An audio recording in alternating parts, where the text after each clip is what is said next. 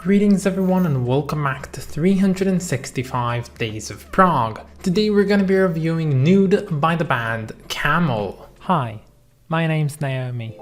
I'm an avid progressive rock fan, but I'm a long ways from knowing all the prog albums out there.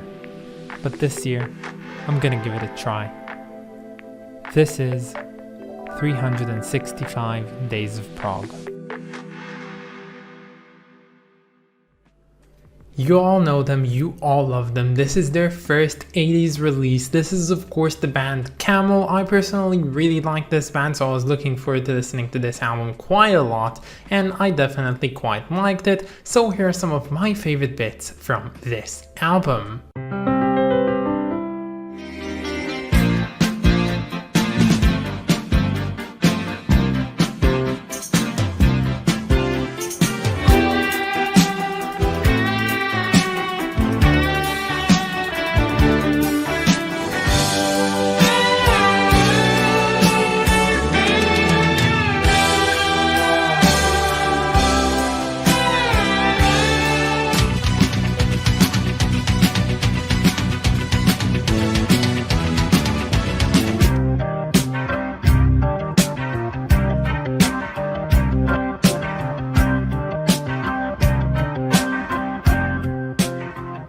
You all know them, you all love them. They are of course one of the biggest underdogs in the prog scene ever, the band Camel. They're really like up there with a band like Renaissance. They've always had a very high acclaim with prog lovers, but as it comes to the wider population of people who don't necessarily like prog, they are definitely quite obscure. And it has taken us almost 200 episodes to actually listen to a Camel album, and that's pretty reasonable considering the fact that I already know a lot of their discography. And this list actually only contains two of their albums, which is of course Nude that we are reviewing today, and Rajas, which will be coming later on in the series. Now throughout the 70s, Camel have given us some of the best progressive rock albums of all time, such as Mirage or even Mood Madness or even The Snow Goose, but as it happens in the later 70s came along, the members of the band started shifting in and out, and the band became quite unstable, and that was felt with their music, and their fan base totally saw that. It all probably began when they really started flirting with contemporary music in 1978 with their album Breathless, and then taken to the extreme with I Can See Your House From Here. And in 1981, Camel would go on to release their first album going into the new decade of the 80s, being the album that we are reviewing today,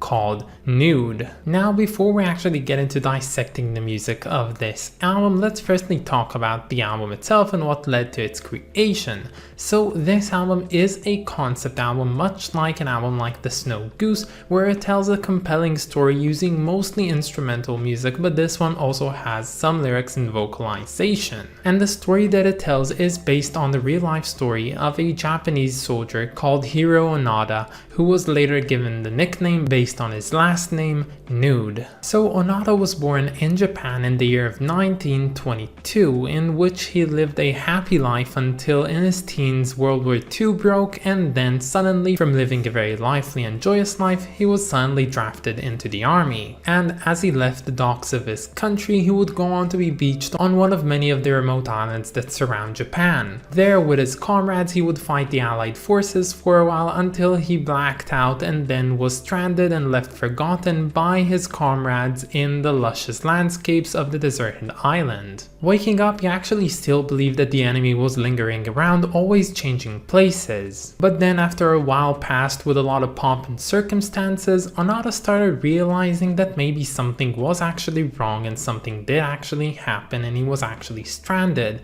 And that all came into fruition when one day a plane flew over his island, dropping down flyers telling him to please come home. At first, Onada was unwavered, thinking that this was just a cheap trick done by the Allies to get him out of his hiding, but as the years passed, reflections on the war and the fighting made him believe that the war has actually stopped and ceased and someone actually won it. And only in 1974 was he actually found on his deserted deserted island, and he was of course found completely nude, thus giving him his name. And then he was technically captured and went back to his home in Japan, where he was officially relieved of his military service and he received a grand homecoming in his own native country. His distancing for so many years from society and the countless lies being told about him on the media and through a lot of publicity that he gained led him to some sort of breakdown in the years to come. But then on the brink of breakdown, a small group of people actually went ahead and celebrated him his 50th birthday and made him a really lovely birthday cake. This occasion actually moved Onoda quite well and made him reflect on what he has done and what has happened to him,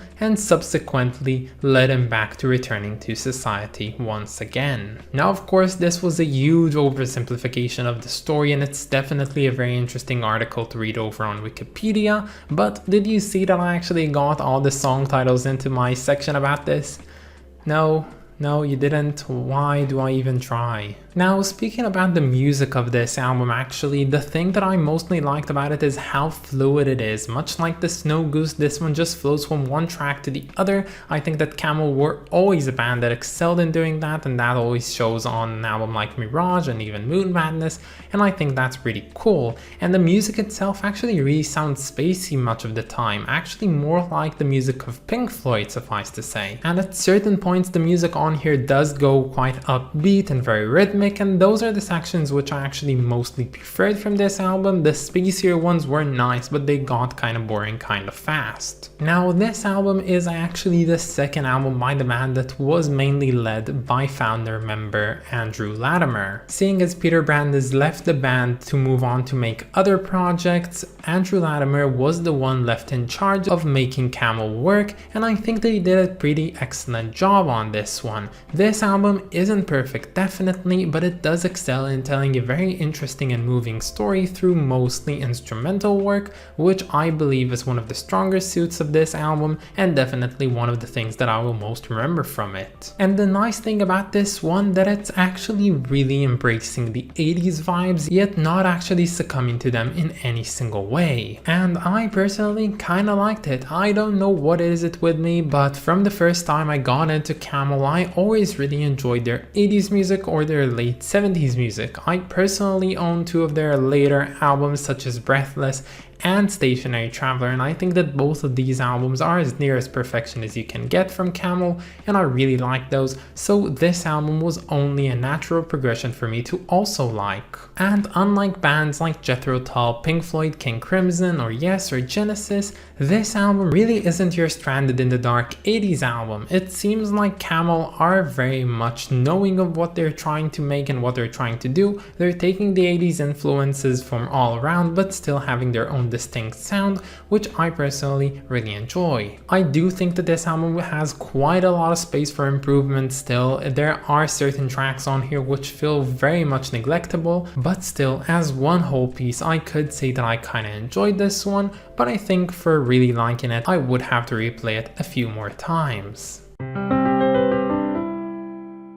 So I always loved this cover. Every time I would see this one in a record shop, I would want to buy it even if I didn't know the music found on it. And well, I guess that's how you used to buy vinyls back in the day, and that's why covers are so important. But now that I actually listen to this album and I know the concept behind it, everything suddenly makes sense. There's a reason why this is drawn in a very traditional Japanese art style, because it is supposed to tell a very Japanese traditional story. And the imagery on here is just fantastic. So of course you have the stranded island, and then you have the suit, which is of course split in half, seeming as if something came out of it and never returned. That someone of course being Onoda himself, which went nude and lost his own sense of humanity when being stranded on the island for almost 30 years. And aesthetically speaking, this album cover is just perfect, and all props go to Mabel and Shaw and Mundy. These guys, they're the designer agency that actually made this cover, and despite them not being, you know, these individual people who are closely related to prog music,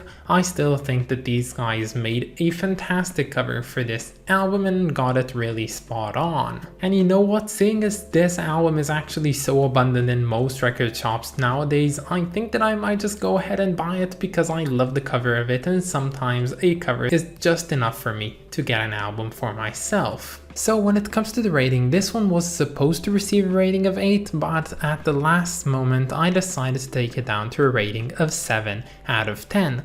And that's because I just found it to be too forgettable at this point in time, but I know that I will come back to it in the future and maybe then will my opinion of it change, but for now I think it is a very fine rating for it. But that's about it guys, I hope that you enjoyed this video and stay tuned for tomorrow because we're going to be listening to part of the second by Maudlin of the Well. I of course want to thank my lovely supporters over on Patreon, so thank you so much to Clay Wanham and Wrist of Kings, you are the best. And if any of you want to support me over on Patreon, you can find the link down in the description or in my about page.